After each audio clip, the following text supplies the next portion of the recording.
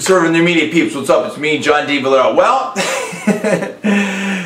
the government is now talking about giving us different instructions. You remember way back in the 1950s and stuff like that? You saw the old films, the whole duck and cover stuff, whatever.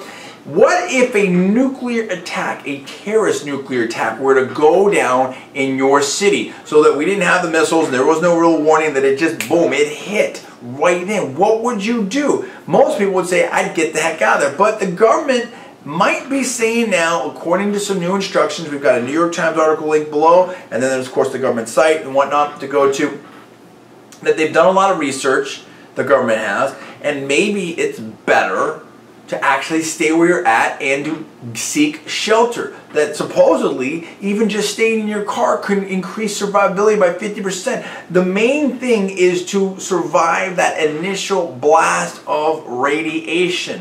And then if you can get inside and get yourself some cover rather than be outside and exposed to the air, that this might be better. What do you think about that? See, I need to study this thing and look at all angles of it. Me personally, I don't know about all of that. Because the thing of it is, okay, yes, you got that initial blast of concussive force and heat and winds, and we've seen all the pictures where it's just like blowing down the houses and the trees and everything like that, and then the whole mushroom cloud goes up. But here's the thing, most of the radiation is in those particles in that mushroom cloud. So it goes up and then it comes down, and it's that, radioactive nuclear rain and all that type of stuff. And I gotta look at it. I gotta look at the whole situation. I gotta study it. But I don't know. If I heard like something like that happen, if something went off, if I felt it, it's not whatever. Dude, me personally, I mean, it depends on how close you are to the situation. Obviously, if you're like, 2 blocks away, 3 blocks, what are you gonna do, right? You just get as much cover as you can and you hope and you pray. But if you're like away from the scene a little bit, I would be busting my car and I'd be blasting like as fast as possible, as safely possible, to get out of there. Because if you get behind a mountain, you get this and that, whatever, you just get some distance. It depends on what the size of the bomb is, whatever like that. But I mean, if it's a dirty bomb, something like that, hey, 5 miles, 10 miles, you might be cool. If it's a bigger bomb, whatever, maybe 20 miles more. Now, of course, you're going to have to get continued distance as the rain and the winds and this and that, whatever, move the radioactive cloud. But, if you get past that initial zone, bro, you're cool. So, I don't know about all that. I got to study it. I got to see what's what. Because you have additional problems with staying in the area.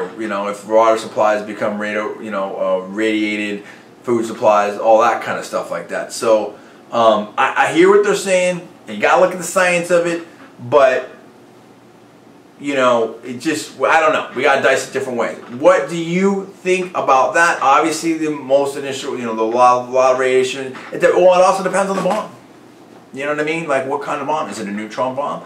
Is it a little dirty bomb that's designed to spread the radiation? Is it a regular atomic bomb, a hydrogen bomb? It's different. Anyway, you know what I'm saying here. We gotta look at the science of it. I think that if you have the opportunity to get out of there quickly and safely, you get out of the scene. I just think that's common sense.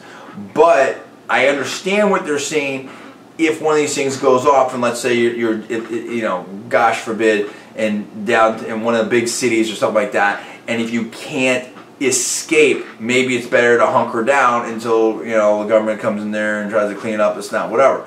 You tell me what you think. What do you think about this advice? Are you buying it? Are you not buying it? What would you do in this situation?